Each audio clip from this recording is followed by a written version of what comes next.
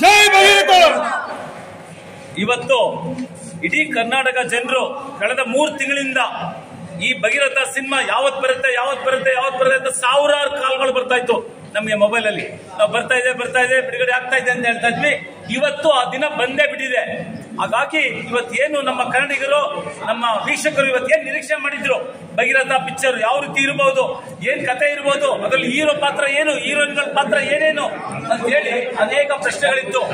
ಇವತ್ತು ಎಲ್ಲ ವೀಕ್ಷಕರು, ಎಲ್ಲ ಕನ್ನಡಿಗರು, ಫ್ಯಾಮಿಲಿ, ಕುಟುಂಬದ ಎಲ್ಲಾ ಸದಸ್ಯರು ನೋಡಬಹುದಾದಂತ ಕೌಟುಂಬಿಕ ಚಿತ್ರ ನಮ್ಮ ಭಗೀರಥ ಚಿತ್ರ.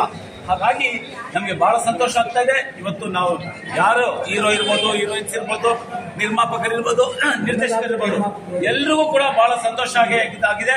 ಯಾಕೆಂದ್ರೆ ಎಲ್ಲ ಕಡೆಯಿಂದನೂ ಕೂಡ ನಮ್ಗೆ ಕರ್ನಾಟಕದ ಮೂಲೆಗಳಿಂದನೂ ಕೂಡ ಫೋನ್ ಬರ್ತಾ ಇದೆ, ಕರೆ ಬರ್ತಾ ಇದೆ. ನಿಮ್ ಸಿನಿಮಾಗೆ ನಾವು ಹೋಗ್ತೀವಿ, ಥಿಯೇಟರ್ಗೆ ಹೋಗ್ತಾ ಇದೀವಿ, ಇವತ್ತು ಒಳ್ಳೇದಾಗ್ಲಿ ಅಂತ ಹೇಳಿ ಎಲ್ಲ ಶುಭ ಕೋರ್ತಾ ಇದ್ದಾರೆ. ಬೆಳಗ್ಗೆಯಿಂದ ತುಂಬಾ ಶುಭ ಕೋರೋದೇ ಆಗ್ತಾ ಇದೆ. ಹಾಗಾಗಿ ನಮ್ಮ ನಿರ್ದೇಶಕರು ರಾಮ್ ಜನಾರ್ದನ್ ಬಹಳ ಅದ್ಭುತವಾದಂತ ಕತೆ, ಭಿನ್ನವಾದಂತ ಕತೆ, ಅದ್ಭುತವಾದಂತ ಕತೆ ಹೊಂದಿರುವಂತ ಈ ಸಿನಿಮಾ. ಇದು ಫ್ಯಾಮಿಲಿ ಕಮ್ ಆಕ್ಷನ್ ಸಿನಿಮಾ ಆಗಿರೋ ದೃಷ್ಟಿಯಿಂದ ಇವತ್ತು ವೀಕ್ಷಕರು, ಅದರಲ್ಲೂ ಕಾಲೇಜಿನ ಯುವಕರು ಯುವತಿಯರಂತೂ ಖಂಡಿತ ಈ ಪಿಕ್ಚರ್ ನ ಮೆಚ್ಚುತ್ತಾರೆ, ನೋಡ್ತಾರೆ, ನಮ್ಗೆಲ್ಲ ಆಶೀರ್ವಾದ ಮಾಡ್ತಾರೆ ಅನ್ನುವಂತ ಒಂದು ಆತ್ಮವಿಶ್ವಾಸ ನಮ್ಮ ಇಡೀ ಭಗೀರಥ ತಂಡಕ್ಕಿದೆ. ನಮ್ಮ ಏನು ಸಾಯಿ ರಮೇಶ್ ನಿರ್ಮಾಣದಲ್ಲಿ ಇದು ಚಿತ್ರ ನಿರ್ಮಾಣ ಆಗಿದೆ. ನಿರ್ಮಾಪಕರು ಕೆ ರಮೇಶ್ ಭೈರಪ್ಪ ಅವರು ಮತ್ತು ಚೇತನ್ ರಮೇಶ್ ಅವರು ಬಹಳ ಕಷ್ಟಪಟ್ಟು ಈ ಸಿನಿಮಾವನ್ನ ನಿರ್ಮಾಣ ಮಾಡಿದ್ದಾರೆ. ನಾವು ಏನು ಒಂದು ರಾಜ್ಕುಮಾರ್ ಕುಟುಂಬದವರು ಇದ್ದಾರೆ, ಚಿನ್ನೇಗೌಡರು ಇರ್ಬೋದು, ಗೋವಿಂದರಾಜ್ ಇರ್ಬೋದು, ಶ್ರೀನಿವಾಸ್ ಇರ್ಬೋದು ಮತ್ತು ಲಕ್ಷ್ಮಕ್ಕ, ಎಲ್ಲರೂ ಕೂಡ ಬಂದು ನಮ್ಮ ಆಡಿಯೋ ರಿಲೀಸ್ ದಿವಸ ಬಂದು ಆಶೀರ್ವಾದ ಮಾಡೋಗಿದ್ದಾರೆ. ಅವರೆಲ್ಲರೂ ಚಿತ್ರ ನೋಡಿದ್ದಾರೆ, ಬಹಳ ಸಂತೋಷ ಪಟ್ಟಿದ್ದಾರೆ, ಇಷ್ಟಪಟ್ಟಿದ್ದಾರೆ. ದೊಡ್ಡ ಮನೆಯವರು, ರಾಜ್ಕುಮಾರ್ ಮನೆಯವರು, ನಮ್ಗೆ ಅವ್ರ ಆಶೀರ್ವಾದ ಸಿಕ್ಕಿದೆ. ಇಡೀ ಕರ್ನಾಟಕ ಜನತೆಯ ಆಶೀರ್ವಾದ ಇವತ್ತಿಂದ ನಮ್ಗೆ ಸಿಗತ್ತೆ ಅನ್ನುವಂತ ಒಂದು ಆತ್ಮವಿಶ್ವಾಸ ಇದೆ ಸರ್. ಸರ್ 100 ಥಿಯೇಟರ್ ಮೇಲೆ ಇದು ಬಿಡುಗಡೆ ಮಾಡಿದೆ. ಮಲ್ಟಿಪ್ಲೆಕ್ಸ್ ಅಲ್ಲಿ ಎಷ್ಟು ಥಿಯೇಟರ್ ಸಿಕ್ಕಿದೆ ಸರ್? ಅದು ಟೋಟಲಿ ಕರ್ನಾಟಕದಲ್ಲಿ ಒಂದು 65ರಿಂದ 70 ಇದೆ. ಅದ್ರಲ್ಲಿ ಹೆಚ್ಚು ಕಡಿಮೆ ನಮಗೆ ಒಂದು 40% ಸಿಕ್ಕಿದೆ ಸರ್. ಕೊನೆಯದಾಗಿ ಏನ್ ಹೇಳಕ್ ಬಯಸ್ತೀರಾ ತಮ್ಮ ಸಿನಿಮಾ? ಏನಕ್ಕೋಸ್ಕರ ನೋಡ್ಬೇಕು? ರಿಲ್ಸ್ ಆಗಿರ್ಬೋದು, ಯಾರೇ ಆಗಿರ್ಬೋದು, ಏನಕ್ಕೋಸ್ಕರ ನೋಡ್ಬೇಕು? ಇತ್ತೀಚಿನ ದಿನಗಳಲ್ಲಿ ಎಲ್ಲರೂ ಮಾತಾಡ್ಕೊಳ್ತಾ ಇರೋದು, ದೊಡ್ಡ ದೊಡ್ಡ ಹಿರಿಯರು ಎಲ್ಲರೂ ಇವತ್ತು ಏನು ಒಂದು ಜನರ ಒಂದು ಜನಜೀವನ ಬಹಳ ಒಂದು ಮೊದಲ ತರ ಇಲ್ಲ, ಕೆಟ್ಟದಾಗಿದೆ. ಎಲ್ಲ ಯಾರು ಕೂಡ ಜೀವನವನ್ನ ಸೀರಿಯಸ್ ಆಗಿ ತಗೊಂಡಿಲ್ಲ, ತುಂಬಾ ಲೇಟ್ ಆಗಿ ತಗೊಂಡಿದ್ದಾರೆ, ಹಗುರವಾಗಿ ತಗೊಂಡಿದ್ದಾರೆ. ಹಾಗಾಗಿ ಆ ರೀತಿ ಮಾತುಕತೆಗಳು ಬರ್ತಾ ಇತ್ತು. ಅಂತ ಮಾತಾಡೋರ್ಗೆಲ್ರಿಗೂ ಕೂಡ ಮತ್ತೆ ಮುಂದೆ ನಾನು ಯಾವುದೇ ಒಂದು ಪ್ರಯತ್ನದಲ್ಲಿ 1 ಸಲ ಸೋಲ್ಬಹುದು, 2 ಸಲ ಸೋಲ್ಬಹುದು, 3 ಸಲ ಸೋಲ್ಬಹುದು, ಪದೇ ಪ್ರಯತ್ನ ಪಟ್ಟರೆ ಗೆಲ್ತೀವಿ ಅನ್ನುವಂತ ಒಂದು ಆತ್ಮವಿಶ್ವಾಸವನ್ನ ಇಡೀ ಯುವಕರಿಗೆ, ಯುವತಿಯರಿಗೆ ಮತ್ತು ಜನರಿಗೆ ಕೊಡುವಂತ ಸಂದೇಶ ಪಿಕ್ಚರ್.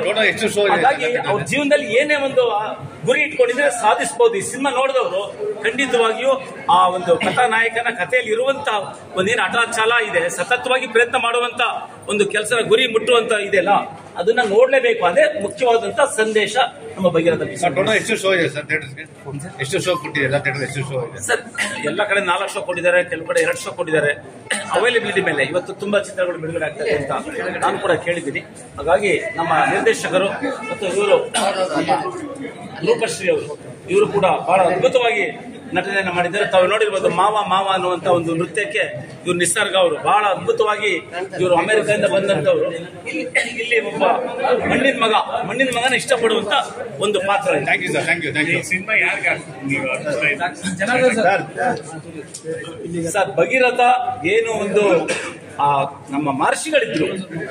ನಾವು ಪ್ರಥಮ ಬಾರಿಗೆ ಚಿತ್ರದುರ್ಗದ ಜಿಲ್ಲೆಯ ಹೊಸದುರ್ಗ ತಾಲೂಕಿನಲ್ಲಿ ಇರುವಂತಹ ಮಠ ಮಹರ್ಷಿಗಳದು ಏನಿತ್ತು, ಭಗೀರಥ ಮಹರ್ಷಿ. ಯಾಕೆಂದ್ರೆ ಗಂಗೆಯನ್ನ ಭೂಮಿಗೆ ತಂದಂತಹ ಮಹರ್ಷಿಗಳು ಅವರು, ಅವರ ಒಂದು ಇದಕ್ಕೆ ನಾವು ದೇವರಿಗೇನೆ ಅರ್ಪಿಸಿದ್ವಿ, ಮಹರ್ಷಿಗಳಿಗೆ ಈ ಸಿನಿಮಾನ ಅರ್ಪಿಸಿದ್ವಿ.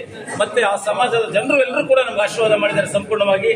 ಅವರು ರಾಜ್ಯಾಧ್ಯಕ್ಷರಾದ ಪುಟ್ಟರಂಗ ಶೆಟ್ಟಿ ಅವರು ರಾಜ್ಯಾಧ್ಯಕ್ಷರು ಆ ಸಮಾಜದವರು, ಮಹರ್ಷಿಗಳ ಸಮಾಜದವರು, ಅವರು ಕೂಡ ಆಶೀರ್ವಾದ ಮಾಡಿದ್ದಾರೆ. ಸ್ವಾಮೀಜಿ ಅವರು, ವಿವೇಕಾನಂದ ಪುರಿ ಅವರು ಕೂಡ ಮಾಡಿದ್ದಾರೆ. ನಮ್ಮ ರಮೇಶ್ ಅವರು ಪ್ರೊಡ್ಯೂಸರ್, ನಾವೆಲ್ಲ ಹೋಗಿ ಆಶೀರ್ವಾದ ತಗೊಂಡು ಬಂದಿದ್ದೀವಿ. ಈಗ ನಮ್ಗೆ ಬೇಕಾಗಿರೋದು ವೀಕ್ಷಕರ ಮತ್ತು ಕನ್ನಡಿಗರ ಸಂಪೂರ್ಣ ಆಶೀರ್ವಾದ ಬೇಕು. ಸೈಲೆಂಟ್ ಇರಿ ಸರ್ ಸ್ವಲ್ಪ. ಓಕೆ. ಎಲ್ರಿಗೂ ನಮಸ್ಕಾರ. ನಾನು ನಿಸರ್ಗ ಅಣ್ಣಪ್ಪ. ನನ್ನ ಮೊದಲನೇ ಸಿನಿಮಾ ರಿಲೀಸ್ ಆಗ್ತಾ ಇರೋದು ಇವತ್ತು ಸಪ್ನಾ ಥಿಯೇಟರ್ ಅಲ್ಲಿ ಫಸ್ಟ್ ಡೇ ಫಸ್ಟ್ ಶೋಗೆ ನಾವೆಲ್ಲರೂ ಟೀಮ್ ಬಂದಿದ್ದೀವಿ. ಸೊ ಫುಲ್ ಎಂಟೈರ್ ಕ್ರೌಡ್ ನೋಡಿ ತುಂಬಾ ಖುಷಿ ಆಗ್ತಾ ಇದೆ. ಅಂಡ್ ಸಿನಿಮಾ ನೋಡಿ ಅದಾದ್ಮೇಲೆ ರೆಸ್ಪಾನ್ಸ್ ಹೇಗಿರುತ್ತೆ ಅಂತ ವೆಯ್ಟ್ ಮಾಡ್ತಾ ಇದ್ದೀವಿ. ಅಂಡ್ ತುಂಬಾ ಖುಷಿ ಆಗ್ತಾ ಇದೆ. ತುಂಬಾ ಚೆನ್ನಾಗಿರೋ ಸಿನಿಮಾ. ಎಲ್ಲರೂ ಬಂದು ಥಿಯೇಟರ್ ಅಲ್ಲಿ ಸಿನಿಮಾನ ನೋಡಿ ಸಪೋರ್ಟ್ ಮಾಡಿ ಕನ್ನಡ ಸಿನಿಮಾಗೆ. ಎಲ್ಲರೂ ನಿಮ್ಮ ಹತ್ತತ್ರ ಥಿಯೇಟರ್ಗೆ ಹೋಗಿ ನಮ್ಮ ಸಿನಿಮಾನ ನೋಡಿ ಅಂತ ಕೇಳ್ಕೊಳಕ್ಕೆ ಇಷ್ಟಪಡ್ತೀನಿ. ಎಲ್ರಿಗೂ ನಮಸ್ಕಾರ. ನನ್ನ ಹೆಸರು ರೂಪಶ್ರೀ. ಸೊ ಇವತ್ತು ನಮ್ಮ ಭಗೀರಥ ಚಿತ್ರತಂಡ ಇಡೀ ಟೀಮ್ ಇಲ್ಲಿ ಫಸ್ಟ್ ಶೋಗೆ ಅಂತ ಸಪ್ನಾ ಥಿಯೇಟರ್ಗೆ ಬಂದಿದ್ದೀವಿ. ನಮ್ಮೆಲ್ಲರಿಗೂ ತುಂಬಾ ಖುಷಿ ಆಗ್ತಿದೆ ಇಲ್ಲಿ ಇರೋ ಕ್ರೌಡ್ ನೋಡಿ. ಸೊ ನಮ್ಮೆಲ್ಲರಿಗೂ ನಿಮ್ಮ ಸಪೋರ್ಟ್ ಬೇಕೇ ಬೇಕು. ಎಲ್ಲರೂ ನಿಮ್ಮ ಹತ್ತಿರದ ಚಿತ್ರಮಂದಿರಕ್ಕೆ ಹೋಗಿ ನಮ್ಮನ್ನೆಲ್ಲ ಆಶೀರ್ವದಿಸಬೇಕು ಅಂತ ಎಪಿಕ್ ಅಂತ ಹೇಳ್ಬೋದು. ಆಗಿನ ಅಂದ್ರೆ ಇತಿಹಾಸದ ಭಗೀರಥ ಗಂಗೆನ ಭೂಮಿಗೆ ತಂದ. ಗಂಗೆ ಅಂದ್ರೆ ಹೆಣ್ಣು. ಆ ಹೆಣ್ಣನ್ನ ನಾವು ಗಂಗೆಗೆ ಹೋಲಿಸ್ತೀವಿ. ಅಂದ್ರೆ ಎಲ್ಲಾ ಪಾಪನ ತೊಳೆಯೋದು ಗಂಗೆ. ಆ ಗಂಗೆನ ನಾವು ಈ ಕಲಿಯುಗದಲ್ಲಿ ಹೆಂಗೆ ಕಾಪಾಡ್ಕೋಬೇಕು, ಅವಳನ್ನ ಹೆಂಗೆ ನಾವು ನೋಡ್ಕೋಬೇಕು, ಅವಳು ನೋಡ್ಕೊಂಡ್ರೆ ಯಾವ ಥರ ನಾವು ಬದುಕು ಕಟ್ಕೋಬೋದು ಅನ್ನೋದ್ರ ಮೇಲೆ ಹೋಗುತ್ತೆ. ಆಮೇಲೆ ಇನ್ನೊಂದು ಏನಂದರೆ ನೀರಿನ ದಾಹ ವಿಚಾರವಾಗಿ ಒಂದು ಒಳ್ಳೆ ಪಾಯಿಂಟ್ ಇಟ್ಟಿದ್ದೀವಿ ಸಿನಿಮಾದಲ್ಲಿ. ಸಿನಿಮಾ ನೋಡಿದ್ರೆ 101% ನೀವು ಸ್ಯಾಟಿಸ್ಫೈ ಆಗ್ತೀರಾ. ಯಾಕೆಂದರೆ ಇದು ನನ್ನ ಇದು 4ನೇ ಸಿನಿಮಾ. ನಾನು ಬಾಯ್ ಫ್ರೆಂಡ್ ಅಂತ ಒಂದು ಸಿನಿಮಾ ಮಾಡಿದ್ದೆ, 15 ವರ್ಷ ಹಿಂದೆನೇ ಮಾಡಿದ್ದೆ. ಆಗಲೇ ಅದ್ಭುತವಾದ ಯಶಸ್ಸು ಕಂಡಿದ್ದೆ. ಇದು ಅದಕ್ಕಿಂತ 100 ಪಟ್ಟು ಚೆನ್ನಾಗಿದೆ. ಸಾಂಗ್ಸ್ ಅಷ್ಟೇ 4 ಸಾಂಗ್ ಅದ್ಭುತವಾಗಿ ಬಂದಿದೆ. ಖಂಡಿತ ನಿಮಗೆಲ್ಲ ಒಂದು ಒಳ್ಳೆ ಮನೋರಂಜನೆ ಕಮ್ ಮೆಸೇಜ್. ಯಾಕೆಂದರೆ ಸೆನ್ಸಾರ್ ಸರ್ಟಿಫಿಕೇಟಲ್ಲಿ ಒಂದು ಕಟ್ಸು ಕೊಟ್ಟಿಲ್ಲ, ಅಷ್ಟು ನೀಟ್ ಸಿನಿಮಾ. ಹಂಗಾಗಿ ಇಟ್ ಈಸ್ ಎಪಿಕ್ ಅಂತ ಹೇಳ್ಬೋದು. ಒಂದು ಪ್ರತಿಯೊಬ್ಬರಿಗೂ ಫ್ಯಾಮಿಲಿ ವಿತ್ ಲವ್ ಇದೆ, ಏನೋ ವಿತ್ ಎಮೋಷನ್ಸ್ ಇದೆ. ದಯವಿಟ್ಟು ಎಲ್ಲ ನೋಡಬೇಕು. ನೋಡಿ ನಮ್ಮ ಸಿನಿಮಾ ತಂಡಕ್ಕೆ, ನಮ್ಮ ನಿರ್ಮಾಪಕರಿಗೆ ಎಲ್ಲರಿಗೂ ಆಶೀರ್ವಾದ ಮಾಡಬೇಕಂತ ಈ ಮೂಲಕ ಕೇಳ್ಕೊತೀನಿ.